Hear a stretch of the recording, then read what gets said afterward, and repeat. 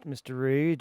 Do we head north of the border Yes, why not? to Queensland first? Yeah, look, Tony, a lot was made of the Queensland State of Origin team and how they went through the Origin series, obviously, and Paul Green's future at the helm of the Maroons. The QRL began a review basically the moment James Tedesco hoisted the shield above his head, and that review is almost done now. They've spoken to Paul Green as part of that, players, everyone, and it looks as though Paul Green, I suspect they're leaning towards Paul staying, and if that is to happen, Paul Green will actually have his power widened and expanded. He'll actually get rewarded more for that, so he'll get a pay rise out of it.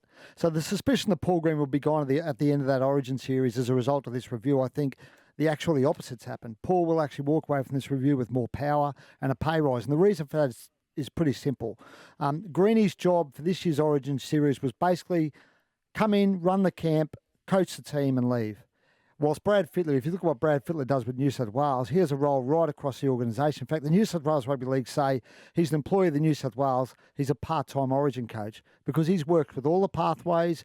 He works in the community for the Blues. It's a much bigger role than what Paul Green's got. So when Freddie brought in 11 debutants this year, Freddie had worked with all those guys in the pathways. He knew all those guys. When he brought in Stefano, the West Tigers prop, and people said, why is he being brought in? Well, Freddie knew him because he'd worked with him through the Pathways program in 18s and 20s, so Freddie knew him intimately. Greeny hasn't had that opportunity.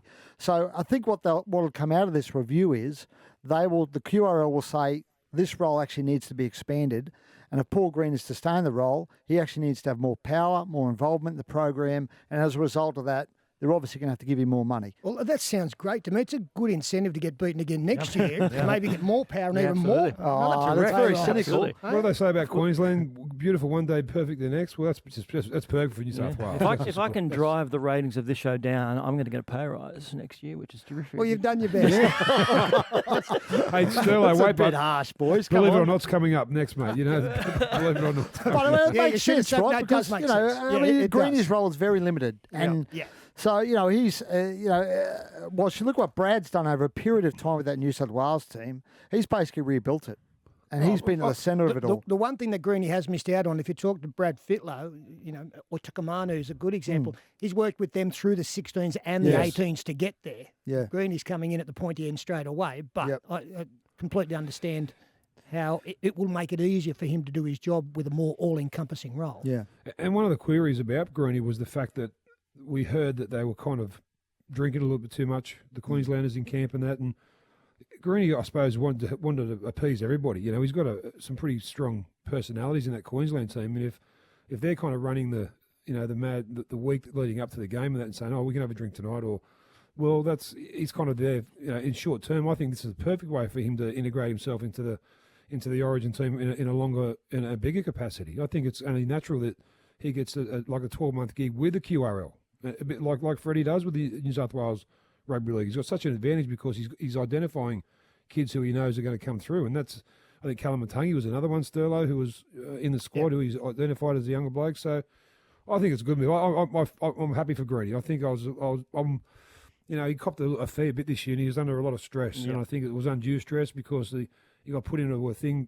Trying to follow Wayne Bennett to anything would be hard, but when your hands are tied before you can even start coaching, that's a good move from the QRL. I think he was a little bit surprised by the venom all around. Oh, I don't think any doubt he was. 100%. And the difference, people say Wayne got thrust in there and, Wayne's not involved in that capacity, but Wayne has had an involvement with the emerging Maroons for a long time now, and Wayne's a different kettle of fish. I don't think you can judge any coach, Craig Bellamy aside, against Wayne Bennett and what Wayne Bennett can do because he's coached Origin before, he knows it better than anyone. And Greeny was it was his first real hands-on, it was his first Origin coaching role. Right. What about Dylan Walker? I think I saw Will Chambers giving him some advice about his contract advice. About where to go. Exactly. Well, look, I mean, Dylan's he's been in negotiations with Manly over a new deal for a little while now. He's had a 2-year offer on the table. He hasn't taken that offer up yet. Now, he hasn't rejected it. Let's make that pretty clear. He hasn't rejected it, but it has dragged on a bit now, and obviously it looks like he's not happy with the deal that's been tabled. There's a bit more water to go under the bridge there, so a bit more work for Manly to do to get Dylan Walker across the line. All right, gold medal to the United States, 87-82 over France. That game has just finished this very second.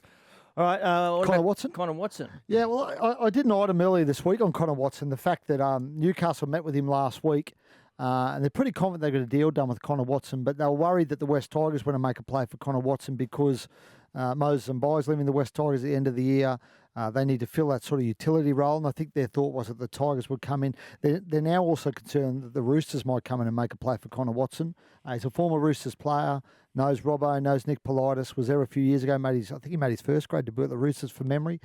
And I think the Knights are a bit concerned that the Roosters might make a play for him. They're still confident they'll keep him, and they're working towards that, but they're just wary at the moment that a few other clubs are circling around Connor.